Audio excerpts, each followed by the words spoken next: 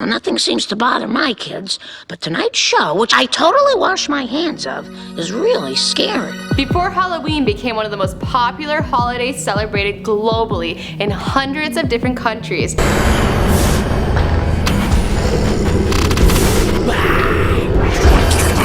before it became an industry that generates approximately $6 billion annually, which is second only to Christmas. Pumpkin spice M&Ms. If one of the M&Ms worked at the Starbucks, it would be this one. Before parents everywhere would have paranoid fears about poisoned Halloween candy, ever since the 1974 death of Timothy O'Brien caused by cyanide-laced pixie sticks. A Springfield mom contacted 22 News tonight after finding a needle in her daughter's candy bar. Before it be celebrated on a full moon in 2001, something that won't happen again until 2020. Oh my god! I knew this day would come! Rupert, we're under attack by monsters! Dear God! Halloween was originally a Celtic holiday called Samhain that celebrated the turning of summer into winter. It was said that the night before November 1st would be one where spirits and ghosts would cross over from the other side and make contact with the living.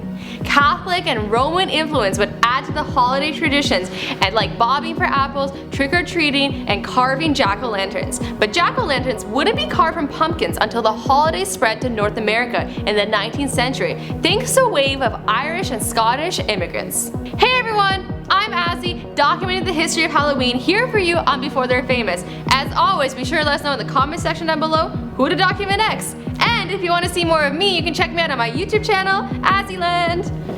Okay, let's go.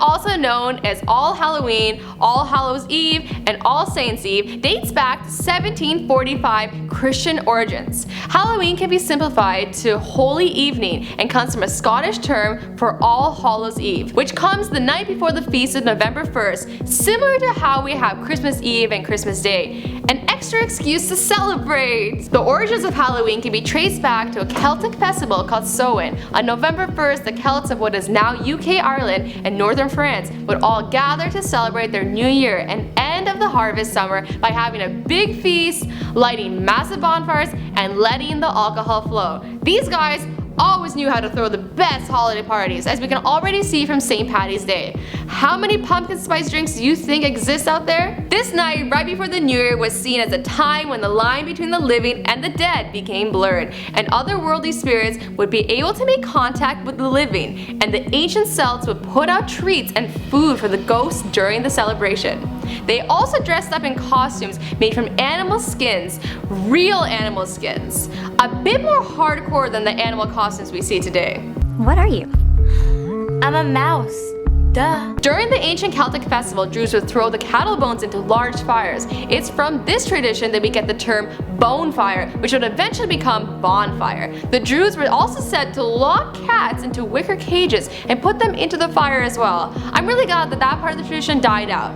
Now, the only animal we lock into wicker cages and set on fire is Nick Cage.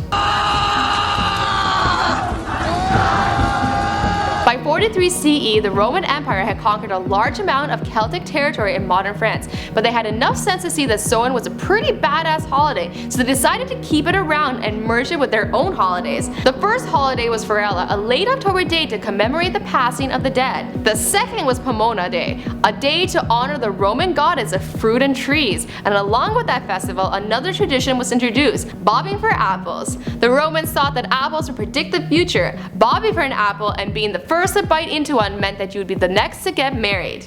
Oh my gosh! Oh.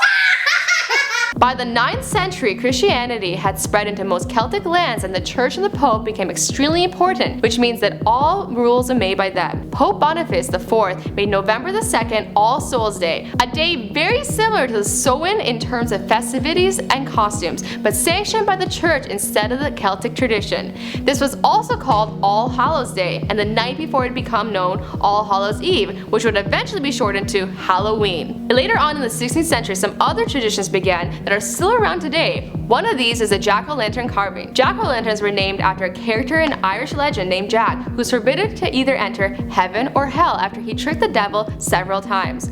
Originally, jack-o'-lanterns were carved from turnips, and their purpose was to ward off evil spirits and may venture into the home. Another tradition added at this time was an old version of trick-or-treating called mumming and guising. People would go house to house and perform song and dance in exchange for tokens of food. Oh goodness, there's someone at the door. Oh goody. Hello, would you like a trick or a treat? Sadly, the original English settlers of America did not celebrate Halloween as they were Puritans who generally opposed anything resembling fun. So how did Halloween get to North America? Well, like Guinness, color photography, and Michael McCruder, we have the Irish to thank. During the 19th century potato famine, thousands of hungry families were forced to flee Ireland, and as depressing as that sounds, they were still ready to party and brought their Halloween costumes to the New World. North Americans started using pumpkins for jack-o'-lanterns because they were easier to carve than turnips. In the 1800s, there was a push to make Halloween more about families, and this is what took the religious overtone out by modern day. By the 1920s, Halloween became the widespread, money-making, candy-loving holiday we know and love today. And whatever you do, don't go into your friend James's neighborhood. That's a bad area. Stay away. And now America dominates the holiday. Both Salem, Massachusetts and Anoka, Minnesota claim to be the Halloween capitals of the world. The world's longest haunted house is located in Lewisburg, Ohio, and Boston holds the record for the most jack-o'-lanterns lit at the same time. And the rest of the story, well, you know the story, because this is before they're famous. Awesome guys, thank you so much for watching. I hope you enjoyed this video. Don't forget to check out some of the other videos on this channel. And don't forget to hit subscribe and like, and also don't forget to check me out on my personal YouTube channel. Until next time, bye guys, happy trick-or-treating!